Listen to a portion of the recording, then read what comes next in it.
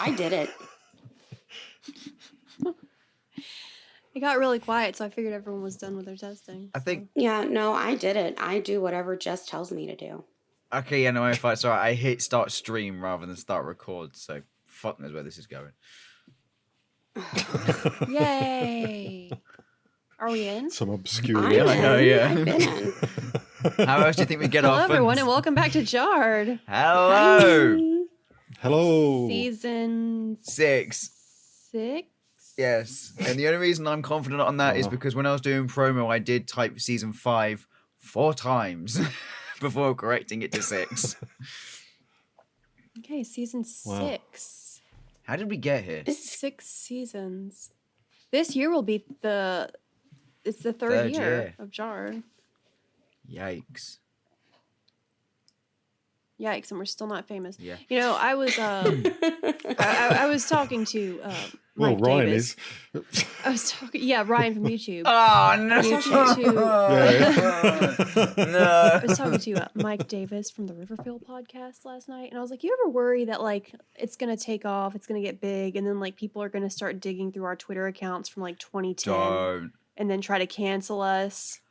Don't. I've already been through I my worry Instagram. about I've that already been through my Instagram and all the archived time. everything. Like, I got rid of all my like bad posts and my cringy shit. Yeah, I went through my Twitter years ago, which mind you, I never really posted that much, but you know what I did fucking post? What? My goddamn real life cell phone number. I tweeted it out. I mean, I don't think I ever like specifically tweeted anything inflammatory, but like I know back then, because I was like closeted, I was like a little bit homophobic.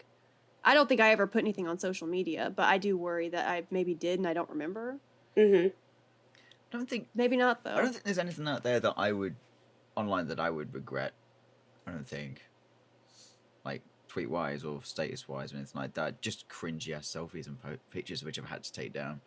It's the only thing I Oh can my god. If we get famous and anyone goes back on my Twitter, they're going to find an absolute fucking gold mine from when I was living at Amber's house, because I was staying up until sunrise, and all my best tweets, I always tweeted at like 4 or 5 in the morning, like really like middle of the night, like delirious thoughts. I would just tweet them.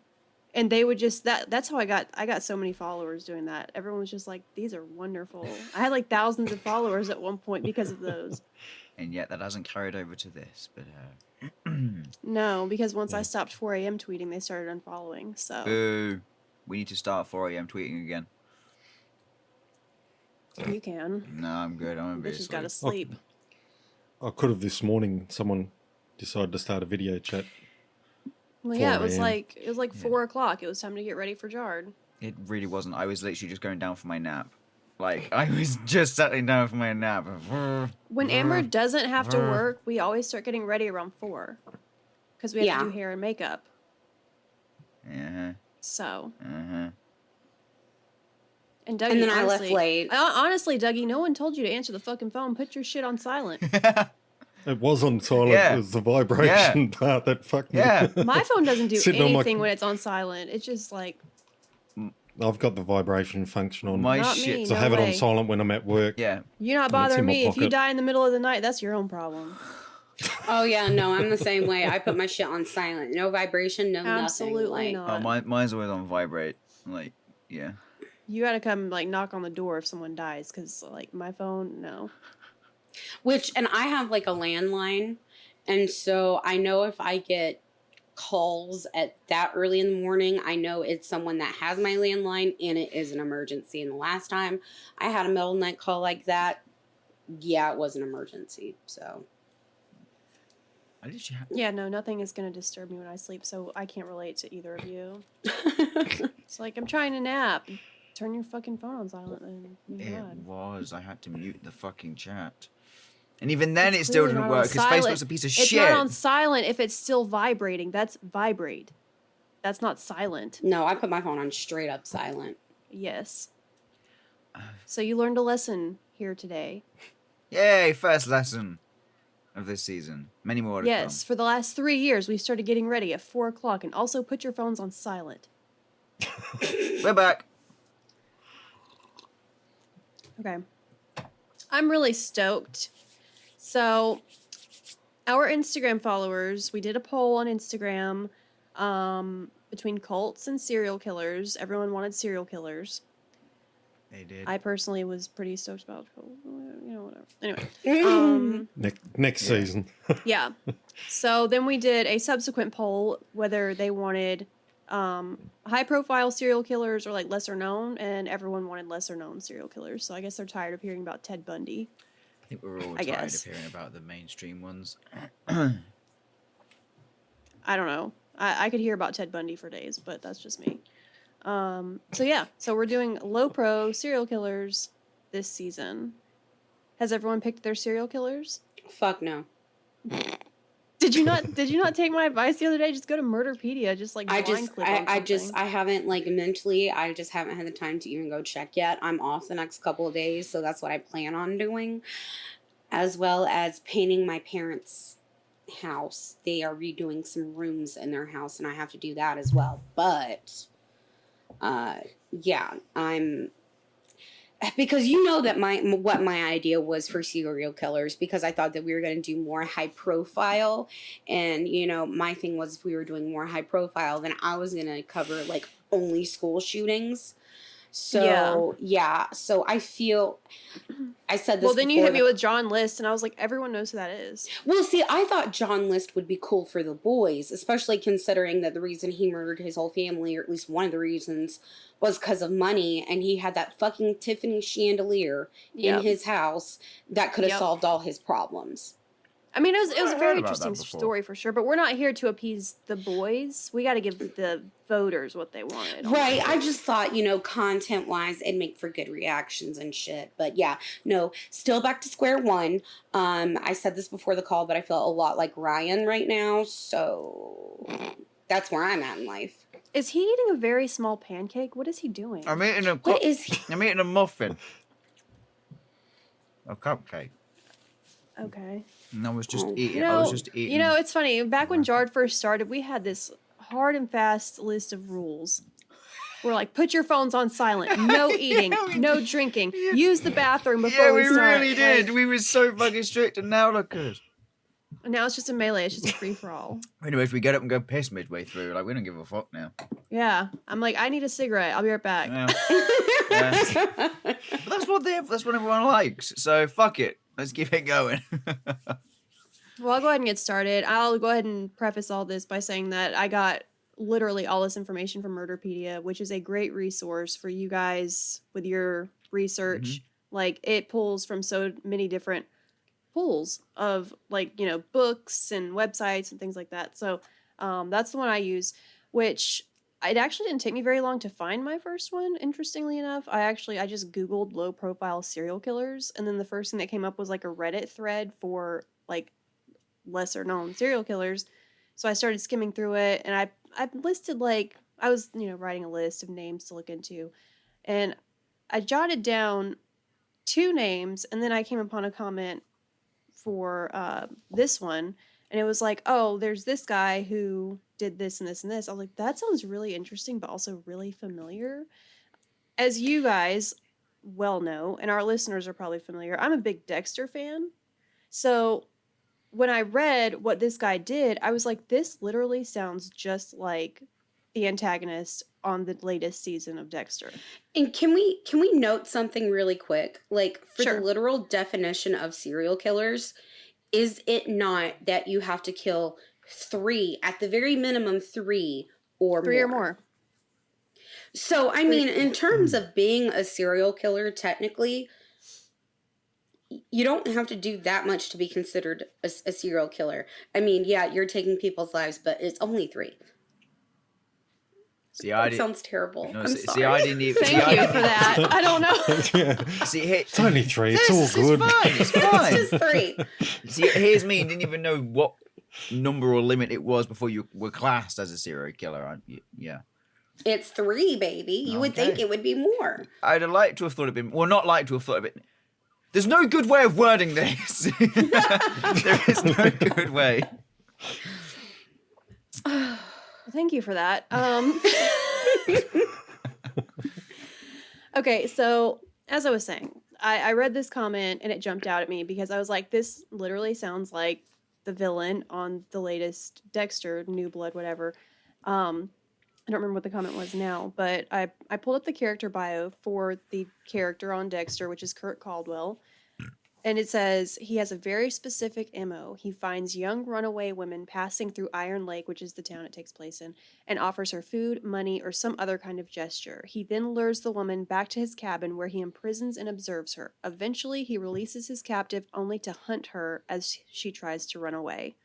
And like the whole thing with Iron Lake and the last season, it's very snowy, it's very cold, like everything's frozen. So it's like literally, okay, that really jumped out at me. I'm like, so then I'm like, is this guy, like, is Kurt Caldwell, is he based on this real life serial killer? So I look it up and it's like, yes, there are dozens of articles about this being based on this serial killer. And I was like, oh shit, well, I'm definitely doing this one. So yeah, Murderpedia, when you go to the homepage, like it's all divided into like alphabetical. You can search by male or female, whatever. I just wanted to make a note that I found it interesting. It tells you how many listings there are for each gender. Male serial killers, or male killers rather, 5,852 versus 1,069 female killers. Those are Ricky numbers. We got to up those numbers. That's what I'm saying. I'm like, is it because men are just physically like typically larger than like there's, they can overpower someone easier, or like, I don't know. I was just like, that's a really big difference. Ladies, it only takes 3 people you don't give a fuck about. Okay, all right. Okay, I know who's snapping first. I think Amber's snapping first. All right. No. Okay, well, does it say how many of those females were partnered with a male? Oh, shit, I didn't look into it that far. Cause mine was a male, so I immediately went to the male section. I didn't look into it. Yeah. Yikes. So I don't know, but knowing that now, I do definitely want to cover a female serial killer for one of my other episodes later on. But this episode is about Robert Hansen, otherwise known as the Butcher Baker or Alaska's serial killer. It is believed that he killed between 17 and 21 people in the span of about 10 years. What the fuck is Amber doing? Jess just delivers some. I had to get the cat. I'm sorry. Those two tones did not mix up on those screens. Just delivering that and Amber doing that. Did you say 17 to 21? Yes. Yikes. So, a little background.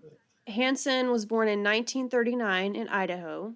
He would eventually follow his father's footsteps and become a baker, which is, I found a little bit interesting because he actually had a really bad relationship with his father. When he was a kid, he had a speech impediment. Well, he stuttered, and he had severe acne, which later scarred. And this caused the girls in school to shun him, and he began to hate those girls. He got married in 1960, but he was arrested later that year for arson. He burned down a school bus garage. He was sentenced to 3 years for that, but he only served 20 months. But his wife divorced him while he was in prison, and after getting out, he was jailed pretty frequently for petty theft. So I think, like, what you boys specifically, Amber, you already know, but like when we get into these these episodes where we're talking about like killers or like, any crime in particular, you're going to find that the punishment does not fit the crime whatsoever, or that they'll serve a fraction of what the actual sentence is. Right. And it's very infuriating, to be completely honest. Or there's like repeat offenders that should have stayed in jail but were released, and then they go on to do something far worse. What justice system isn't infuriating? Well, I'm telling you right now, the American one sucks. Yeah. But he remarried in 1963, and he and his wife moved to Anchorage, Alaska in 1967, and they had 2 children together. Apparently, he was well-liked by his neighbors, and he was kind of a local hunting champion. Like, he was even in their record books after breaking several of the records.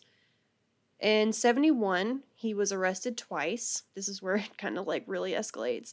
The first time he got arrested, it was for abducting and attempting to rape an unidentified housewife. Oh my The second God. time he was arrested, it was for raping an unidentified sex worker. In the case of the housewife, he pleaded no contest to assault with a deadly weapon. The rape charge involving the sex worker was dropped as part of a plea bargain. He was then sentenced to 5 years in prison, but only served 6 months. Whoa! What? I'm sorry. was- How okay. many? He was sentenced to how many? 5 years, and And he served 6 6 months. months. Yes, he was placed on a work release program and sent to live in a halfway house. Nah, that. Oh, wow. Okay. And I'm gonna tell you right now, a common theme in this, and like with this charge in particular, like at that time, they didn't take those kind of crimes against sex workers seriously. It was definitely not going to be punished as heavily as if it had been not a sex worker, like the housewife. So in 1977, he went back to prison for stealing a chainsaw. He was diagnosed with bipolar disorder and prescribed lithium. However, he was never officially ordered to take the medication, and he was released from prison after serving 1 year. I don't know how long the original sentence was, but yeah, he served a year for that one. After his release from that, he opened a bakery using money that he gained from an insurance settlement from a burglary reported at his home. He would later be arrested for a plethora of charges, including insurance fraud. Oh, really? No Who'd shit. have thought? That's Yeah, strange. ironic. No shit. So this is where it gets really interesting. On September 12th, 1982, 2 off-duty police officers, John Daly and Audi Holloway, had spent the day hunting along the Nick River. Once evening approached, they decided to call it a day. And as they progressed up the river to like head out of the woods or whatever, they noticed a boot sticking out of the sand. They took a closer look and found that it was a partially decomposed bone joint. Mm. Sergeant Rolly Port was assigned to the investigation, and he spent hours sifting through the sand surrounding the bone. He eventually found a single shell casing from a .223 caliber bullet, which is the kind of ammunition used in high-powered rifles like M16s, M14s, and AR-15s. The autopsy revealed that the victim was a female of undetermined age, and she had been dead for approximately 6 months. The cause of death was 3 gunshot wounds from the .223 rifle. They also found ace bandages mingled in with her remains, leading investigators to believe she had been blindfolded at the time of her death. 2 weeks later, the body was identified as 24-year-old Sherry Morrow, who was a dancer at a bar in Anchorage. She'd last been seen in November 1981 when she told her friends she was going to see a man who offered her $300 to pose for pictures. So after that, the police suspected that this was probably not an isolated incident. So the first indication of a possible link appeared to be with 2 unsolved cases from 1980. In the first, construction workers near... This name comes up all throughout this story, and I'm going to butcher it. If anyone listening you want to correct me, please. I don't know. It's Eklutna. It's Eklutna Road. Eklutna. I don't know. Eklutna? I don't know. Anyway, construction workers near that road discovered the partial remains of a woman buried in a shallow grave. She was never identified and instead dubbed Eklutna Annie. Later that year, another body was found in a nearby gravel pit. She was later identified as Joanne Messina, also a local dancer. On June 13th, 1983, a trucker was passing through Anchorage when he spotted a young woman waving her arms and calling out to him. She had a pair of handcuffs dangling from one of her wrists, and her clothing was disheveled. She told him that there was a man after her and asked if he would take her to her motel. She went inside and asked the front desk to call her procurer, aka, in less politically correct terms, her pimp.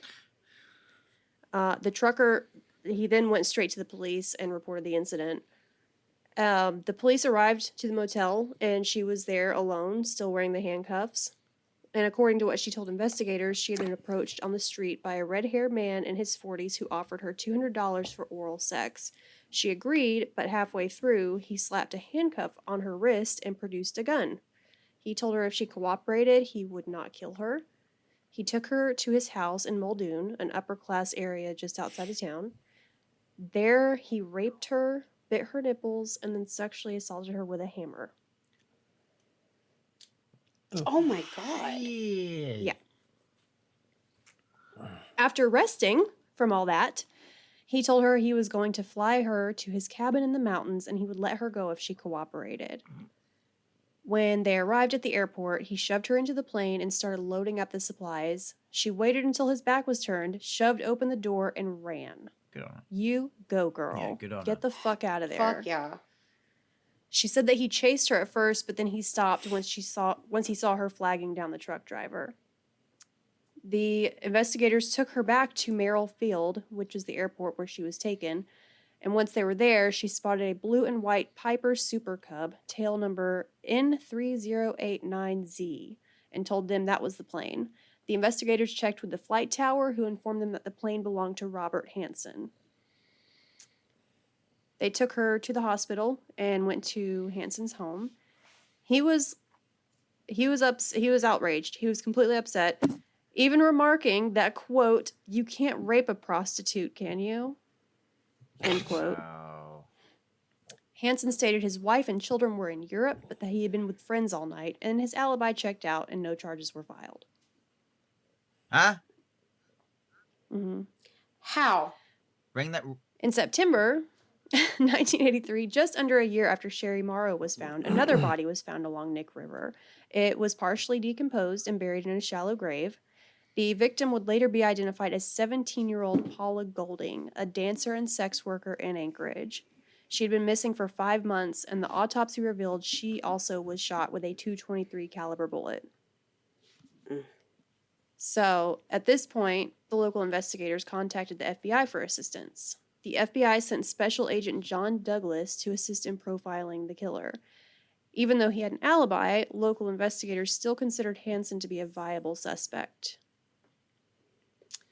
In the 1996 book Mindhunter, inside the FBI's elite serial crime unit, Douglas details how he began to build the profile. He felt that the killer was selecting victims such as sex workers and dancers because they felt that those women would go unnoticed or wouldn't be missed. I was just about to say that. He also began looking into Hansen and his background. He made note of the fact that Hansen was smaller in stature, had acne scars, and a speech impediment. He deduced that if Hansen was the killer, it stemmed from Hansen being bullied in school due to his looks and speech, thus exacting his revenge on women in adulthood. He also deduced that the killer would likely be a saver, the type to keep trophies from his victims. Okay.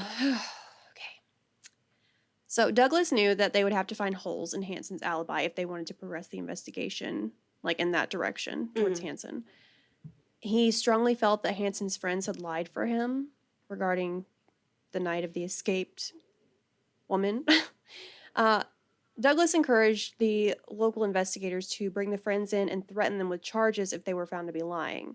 So State Sergeant Glenn Floth took Douglas's advice and had the men brought in for questioning.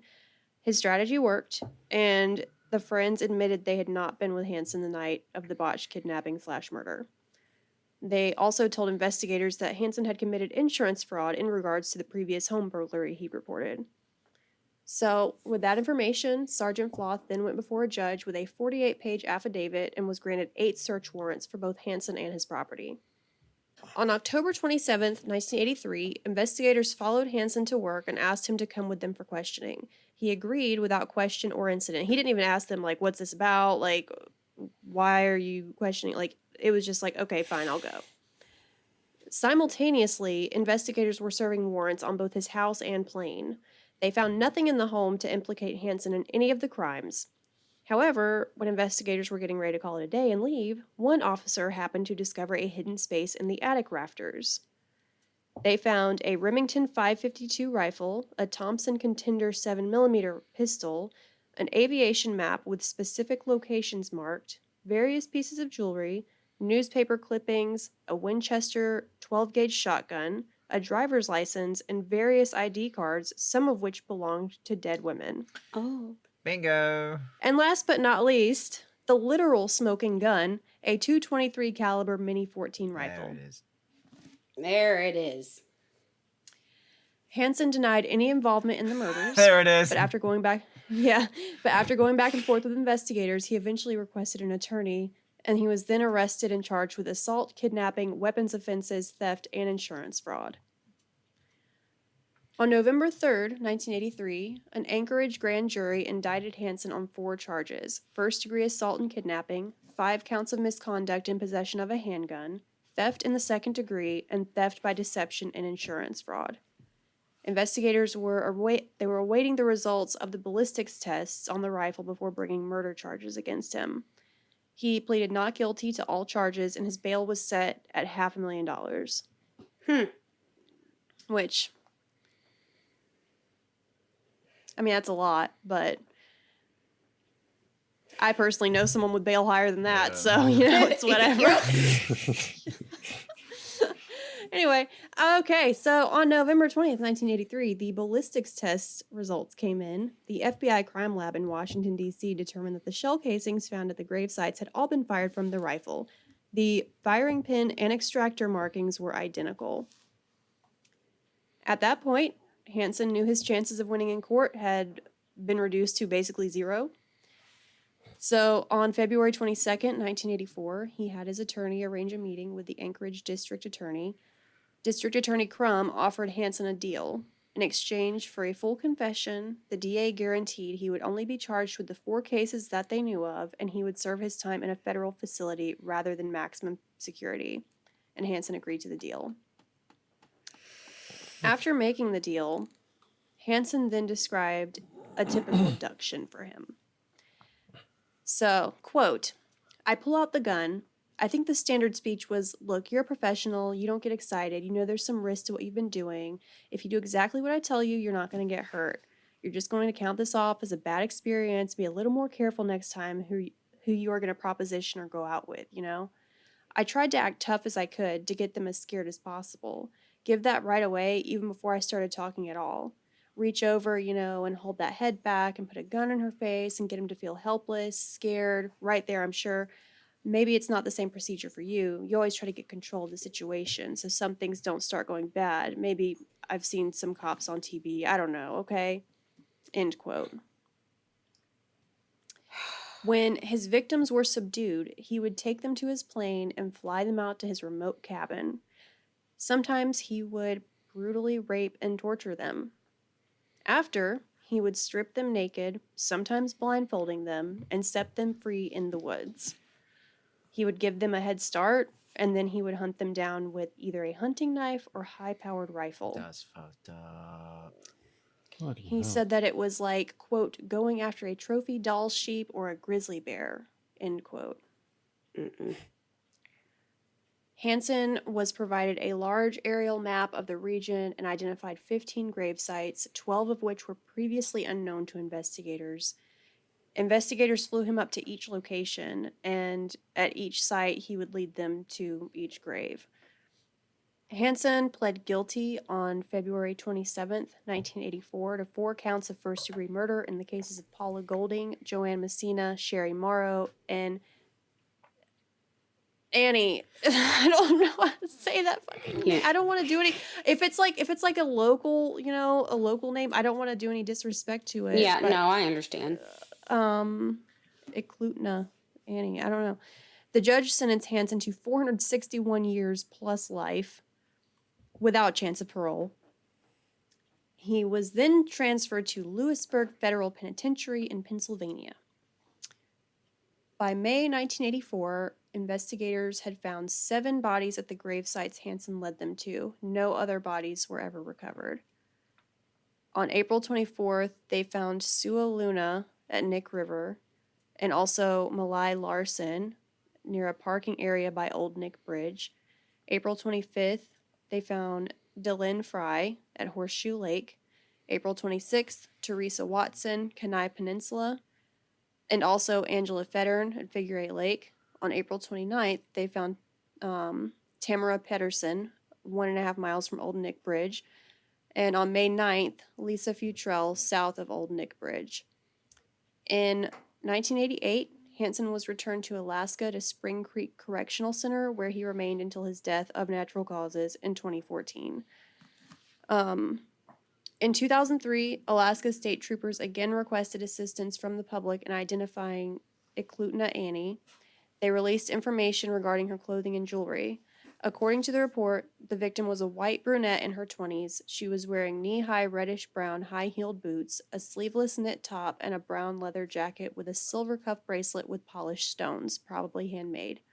Eklutna Annie is the only victim of Robert Hansen to remain unidentified.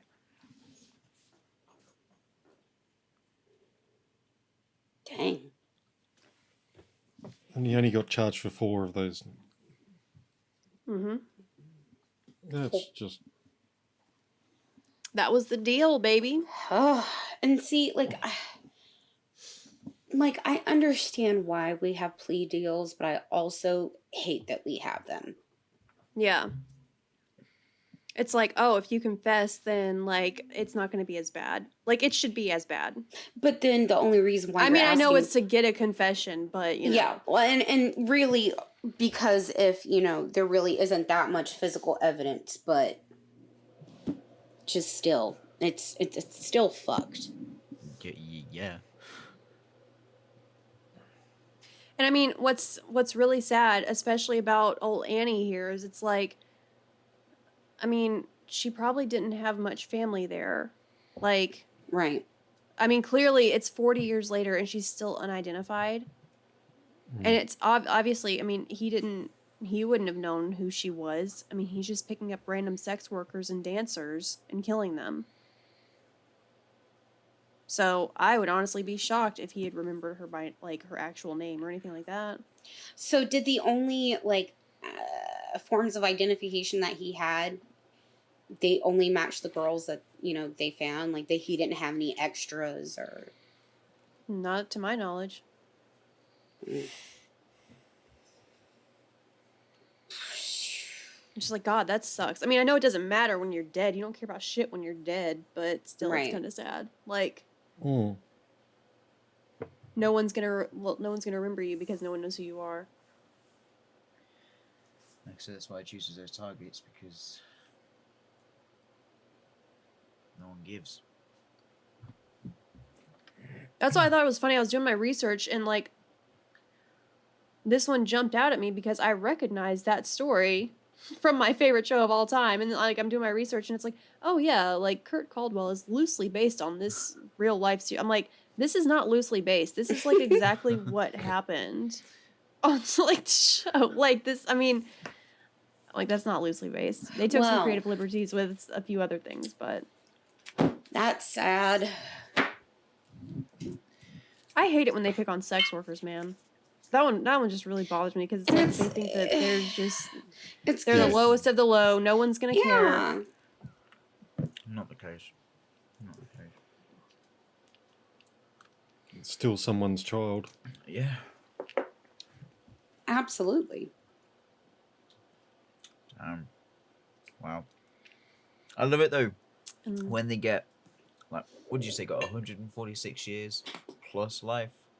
461 years. Oh right. Oh shit. Okay, even better. I love it when you get a ridiculous number like that and then plus life. You already know you're fucked, but then you know you're extra fucked when you get that added on as well. I love when charges have that. That's just what was it? The Olympic doctor that was charged with heinous sex crimes, and then the judge read off his sentence, and I loved what she said at the end. She was like, I just signed your death warrant. Yeah. Yep. Which it's really not a death warrant without the parole thing tacked on, because if you have a chance of parole, there's always going to be a chance. Yeah. But when they give you that without the chance of parole, you are fucked. You're gone. You ain't coming. You're in there forever. You can make as many appeals as you want. You're staying there. That's like fucking Chris Watts. trying to appeal his shit whenever he did a full confession and then got life without parole. It's not going to happen. No. I can't get over the fact that this guy is a low profile. Yeah. I had Yeah. never heard of him before. With how many with the style that he's did it, how many he's precisely. killed. And they're all And the Like, same. I listen to Same and amount. watch a lot of true crime stuff, and I had literally never heard of this guy before. Like, I don't know. I mean, It's like, I know I looked on Spotify because I always, when I'm doing my research, I do like Spotify searches too to see who else has covered it, and quite a few like podcasts have covered it on Spotify. But like, I'd never heard of him. Like, especially I know all the fact big that, ones and some of the sub large ones, but never heard of this guy. and to the point that yeah, the show Dexter has used him as a reference. So it's like, And I didn't even know that. And I'm like the world's biggest fan. And I'm like, wait, what? This is like, that was a real life thing? What? I like that. that's crazy. I like that we're going to be doing low profile ones because I'm not going to lie. Halfway through that, I legitimately thought like this was like a high profile one all of a sudden because of how heinous it was and how it was repeated in the same MO in the same the same style and everything like that. And at the end, it's like, oh shit, hang on, no, this is this is a low a low one. So I like that aspect because it just brings more to light with it about it in a way. And like how we saying at the start, to be classed as a serial killer, you only need to kill 3. Yeah, and the fact that this guy got What was his?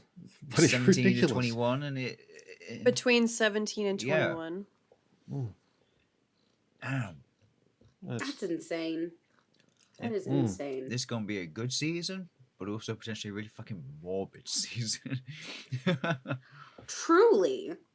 Then you can say that about the last one. I mean, so. people voted for serial killers. They know what they're getting into. They know what so. they know I mean, even a couple of items in my notes here, I was like, oh, I don't know if I should say that or not. But then I'm like, you know what?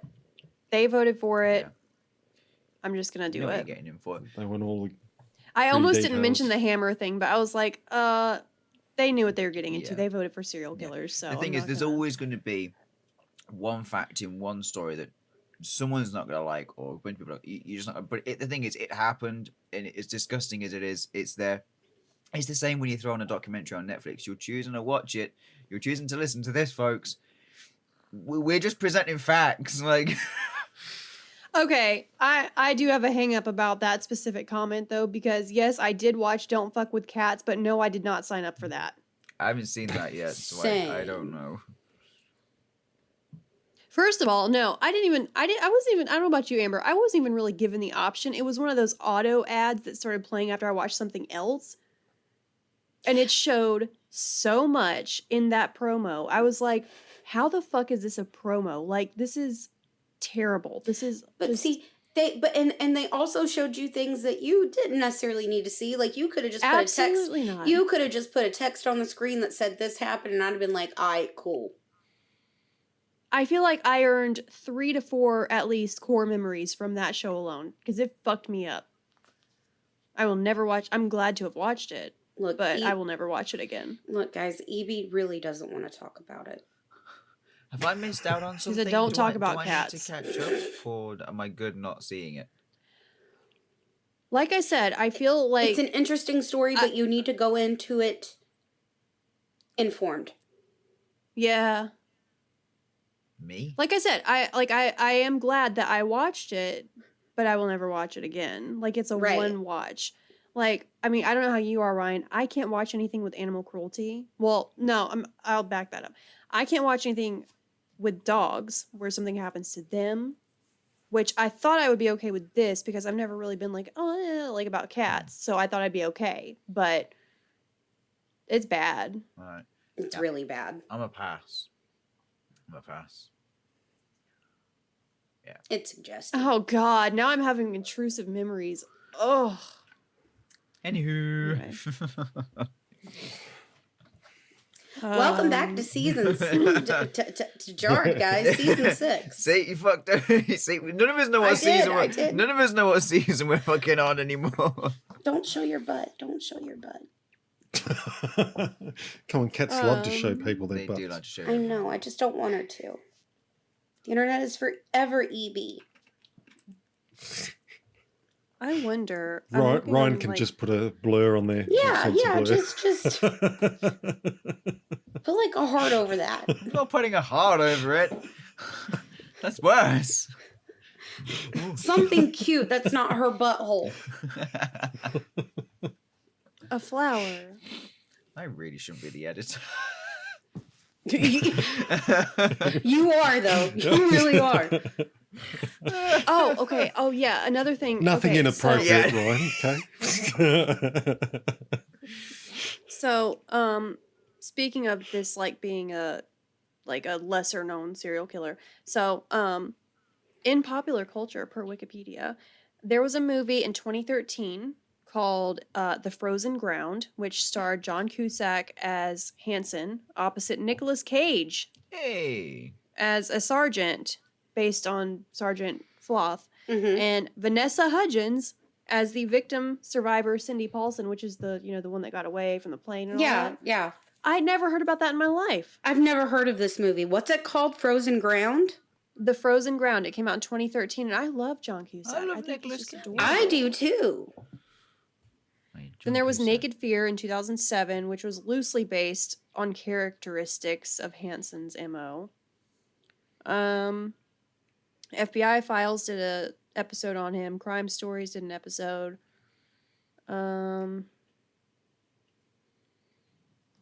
Investigation Discovery did something about him in September of 2020. I'd never seen or heard of. Well, I've heard of some of these, but I've never actually. And that just even more so. How is he still a low profile? And I'm gonna have to. Now, I'm gonna his have to look up I'm movies, that. telling Yeah. you, you guys That's- know I'm super into true crime. Yeah. I never heard of I this mean, dude before. same, yeah. I'm gonna have to look up that Frozen Ground movie because you would think with a cast like that, you would have at least heard of it. You would have thought. It seems like they only get real superstar status when there's the star as morbid as it is, the star quality. Ted Bundy, he was very prolific, and at the Mhm. time he was considered handsome and whatever, blah blah blah. And then there was Jeffrey Dahmer, which is his thing, was that it was very, very egregious, and it wasn't just he was murdering people, he was eating them, and it, Yeah. there has to be that one little thing that just surges And I them mean, to the John top. Wayne Gacy, before everything sets was him found out apart about from him, others. he was somewhat a pillar of the community. Yeah. Well, I mean, his was that he was just dipping into his own pool. He was Mhm. hiring these boys and then killing them And then burying them under his house. under the house. So yeah, maybe Hansen just didn't have that star quality. just didn't have that detail that I set mean, him Didn't apart have from that everyone else. judge Oh. factor. It's very interesting. He's literally kidnapping people to set them free in the wilderness so he can hunt them. That's just, you would Like think animals. that's just, Yeah. straight to the top. Yeah, that part alone. That hunting aspect is, whew. Yeah, that's what I mean. And it's Ooh. fucked up. Good start Yeah. to the season, Jess. I mean, Yeah. fucking knocking it out of the park. I was really excited about this one. I had no idea who this guy was, and I was just like, that sounds like Kurt Caldwell. I'm like, wait a second. This is the same. Okay. Yeah. So I was really stoked. I felt like my notes were a lot, but then I blew through it in 30 I minutes. was saying we so. got through that really damn quick, Yeah. which was nice. Dougie was like, are you going to do one or are you going to do multiple? I'm like, well, if we're doing lesser known, then it's going to be hard to Yeah. stretch out an arc over Yeah. the season. 3 episodes on the same person. Yeah. So,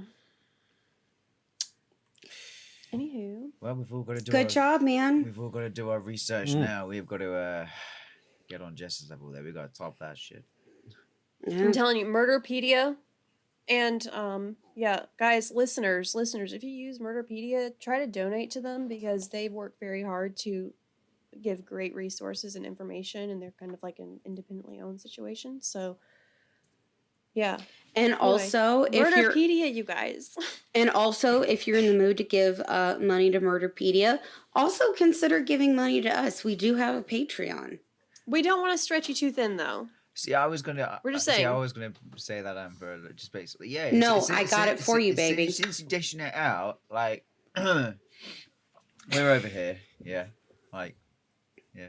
We be doing stuff over there, and shout out our new producer for those Patreon bonus episodes, Michael Davis. He is doing a kick-ass fucking job. Shout out, Mike, also host of the Riverfield podcast. That's true. Yeah, last month was it? No, this month's technically bonus Patreon. Fucking hell. Yeah. So damn good. So if you haven't seen that, guys, it's worth it for that extra content, guys. Yeah. All uncut. Raw. We don't hold back. We have a laugh. Yeah. Good laugh. By the way, viewers, YouTube, which our YouTube is doing really well lately. It is. It is. I was. But I mean, when I check the analytics, though, it's always like, oh, same as usual. But I'm like, I feel like that's more than usual. But okay. No, it is. I check it obviously every week, obviously, because I'm like changing stuff and whatever. And I was on it the other night when I was changing the profile picture and the banner and etc. And Amber's John Benet Ramsey has skyrocketed to the number one. We've got several videos from last season alone that are like hundreds of views. Yeah, literally just skyrocketed. So John Benet and Madeline McCann shot straight up. Dougie, your what was her name? Rihanna? Was it the Rihanna that's Burrow? it, yeah. That suddenly went into the top 10 of our charts as well. For within a month's period, that got like its popularity shot up as well on that one. No. Okay. A lot, yeah. It was spiking a lot, which is nice to see finally that the YouTube's getting some recognition and the subscriber count is going up as well. So it's nice to see. Yeah. It's nice to see that. Definitely. Well, if you're watching on YouTube, I just want to say this. I know it's been.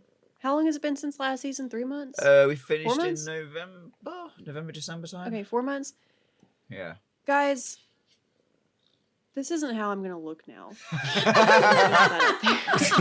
Oh yeah. We've waited until we're 50 minutes in to address Jess. You guys just let me lead this entire episode as a fucking we didn't emo and want didn't say to I anything. wasn't going to say jack shit. We didn't think to address the situation. I'm going to an emo party after this, so I'm. That's why I look like this. But it's kind of funny because Dougie was with me earlier when I was getting ready, and I got done. And I just looked in the mirror, and "Welcome to the Black Parade" was playing in the background. Nice. And I just like looked at myself. I was like, "Oh my god, I know her. I remember her." We all like. know I literally her. like. I almost teared up. I was like, "Oh my god, I'm 15 again. I remember this girl." So. Maybe I'll bring it back. No, it was way too much work. I don't want to go back to my emo phase. I don't want to do that. Which by the time this comes out, happy belated birthday, Lauren, and also happy belated birthday, Sarah, I guess. Yeah, and Sarah. Gross. She won't listen. Yeah, but yet she will sit behind you in the Patreon episodes. Yeah. We love you, Sarah. Yeah. I think that's it. Yeah. Can't think there's anything else to wrap up on. Yeah. Make sure to check out all of our socials. Maybe I will have a topic figured out for us next week. I will. Hopefully. Yeah. Let's hope for more of a. What's the fucking word I'm thinking of? I never know what word you're thinking of. I ever never at know any what time I'm during thinking the of. day. I don't It's think not even anybody ever guaranteed does. that you're thinking of a word. Basically, Sometimes it's just noises that you think make a word, and it's definitely I just not. throw things together and hope for the best. No, a better schedule this season. I mean, yeah, because last one week it was not one of us and it should have been. Then it was mixed around and then we were delayed. And yeah, so hopefully we've got a better structure this time. EB, honey. Well, I mean, things happen. So. Yeah, they do. All right, guys. You can find us on Instagram. Fuck, is it Jarred Official? Yes. Or is it Jarred.official? Or Jarred Pod. Just look for our logo. You know what, it is. You know what, you guys? We've been around long enough. We've infiltrated enough social media. Type Jarred Podcast into Google. You'll find all of it. Thank you and good night. Thank you and good night. Bye. Love yous. Thank you. Bye-bye. Bye. Bye.